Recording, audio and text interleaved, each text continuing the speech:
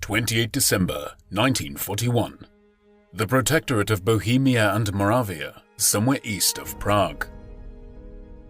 The Czechoslovak paratroopers, including Josef Gabčík and Jan Kubiš, land in the Nazi-occupied territory with one objective: to kill Reinhard Heydrich, acting governor of the Protectorate and the Nazi architect of the Holocaust. Reinhard Heydrich was born on 7 March 1904 in Halle, then part of the German Empire, into a rich musical family of a composer and opera singer, Bruno Heydrich. Reinhard had a passion for the violin and was bullied at school for his high-pitched voice and rumored Jewish ancestry. Although Reinhard became an expert swimmer and fencer, he was shy and insecure. After the end of World War I, Heydrich's family faced financial crisis, and in 1922, Reinhard Heydrich joined the German Navy, which provided him with much-needed security and income. He caught the eye of his superiors and promotions followed soon after. Reinhard Heydrich became known as ambitious, arrogant, and having a passion for women. After a naval court found him guilty of misconduct when he refused to marry a woman with whom he was engaged, Heydrich was dismissed from the Navy in April 1931. Soon after, he joined the Nazi Party and the SS, and in December 1931 he got married. Heinrich Himmler, chief of the SS, was immediately impressed with Reinhard Heydrich, who, with his blonde hair and blue eyes, had the look of a perfect Aryan. Himmler hired him immediately, and under Himmler's mentorship, Heydrich quickly became one of the most important figures of the Nazi regime. Reinhard Heydrich also belonged to Hitler's inner circle at Berghof, which was Adolf Hitler's vacation residence in the Bavarian Alps from 1935 until 1945, and Hitler's nickname for Heydrich was the man with the iron heart. It was a much-deserved nickname, as Heydrich became one of the darkest figures within the Nazi regime. In 1936, Heydrich not only helped to organize the Nazi Olympics, but he became one of the most powerful men in Nazi Germany when Himmler appointed him the chief of the Gestapo, which was the official secret police of Nazi Germany, and the SD, which was the intelligence agency. Heydrich was also a driving force behind Kristallnacht, or the Night of Broken Glass, which was a series of coordinated violent riots against the Jews throughout Nazi Germany between 9 and 10 November 1938. The Nazi SA and German civilians ransacked Jewish homes, businesses, synagogues, hospitals, and schools.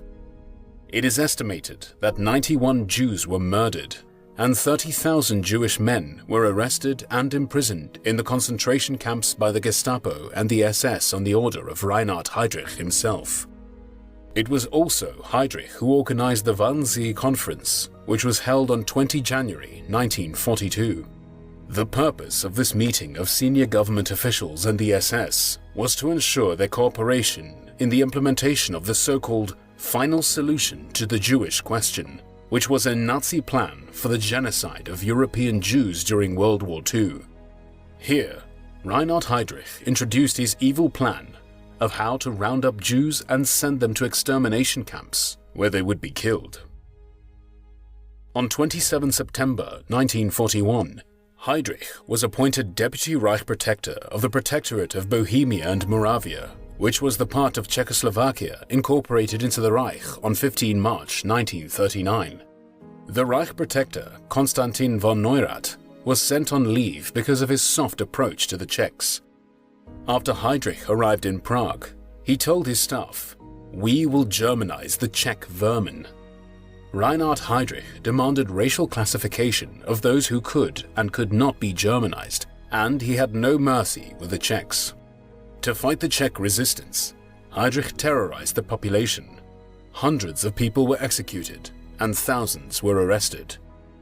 To exact retribution for Heydrich's brutal rule, and to help confer legitimacy on the government in exile, Edvard Beneš, the president of the Czechoslovakian government in exile, approved the assassination of Reinhard Heydrich.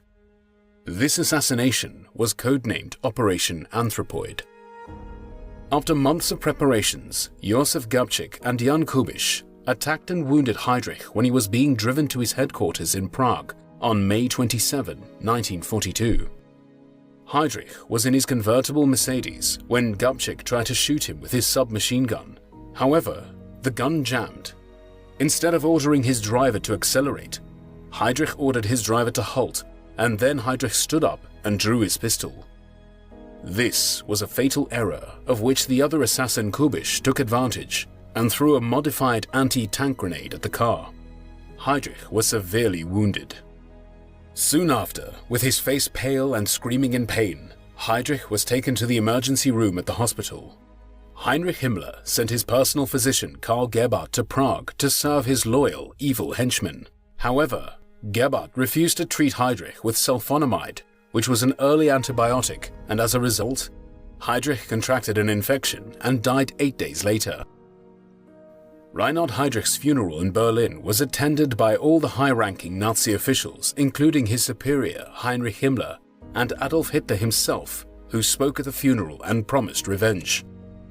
The Nazis were desperately looking for the assassins, and thousands of people were arrested.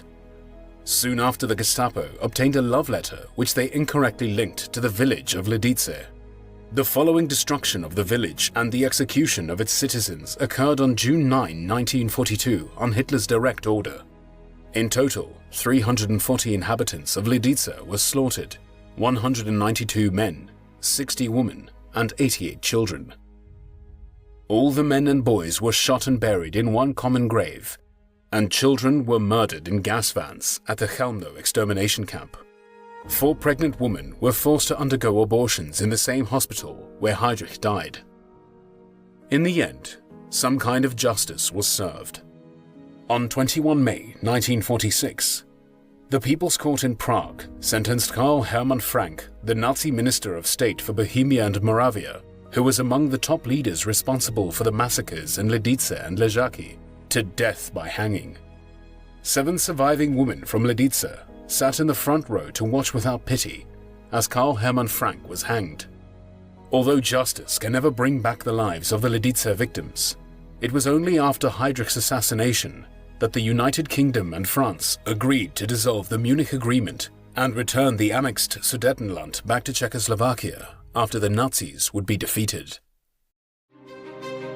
Thanks for watching the World History Channel, and don't miss our next videos. Click the subscribe button now for more interesting clips, give us a like, and see you in the following episode.